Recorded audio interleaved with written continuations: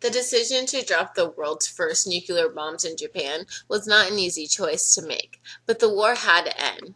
When President Harry Truman took over as the 33rd President of the United States, Nazi Germany just surrendered a few weeks after he assumed office. But the war with the Empire of Japan continued for several months.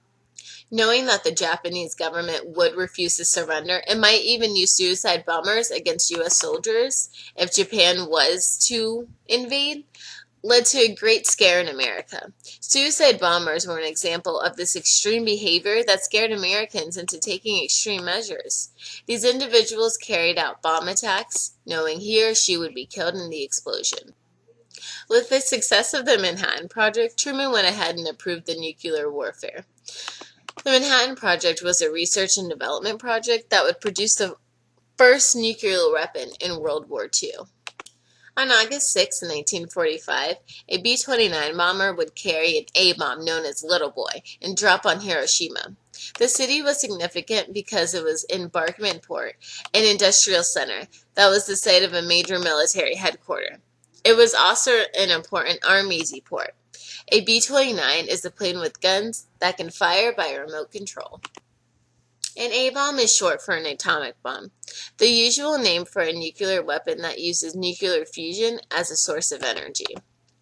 Despite the devastating damage the bomb did on Hiroshima, Japan is yet willing to surrender. So on August 9, 1945, the H-bomb would drop on Nagasaki.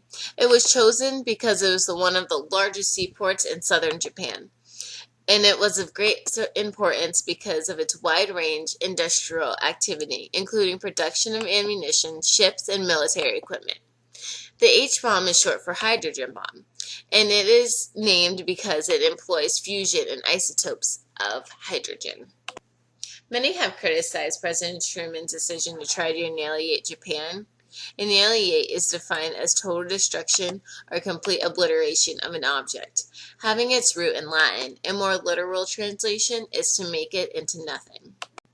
Truman stood by his decision, telling a journalist that it was done to save 125,000 youngsters on the American side and 125 youngsters on the Japanese side from getting killed, and that's what it did. It probably also saved 500,000 youngsters on both sides from getting maimed for life.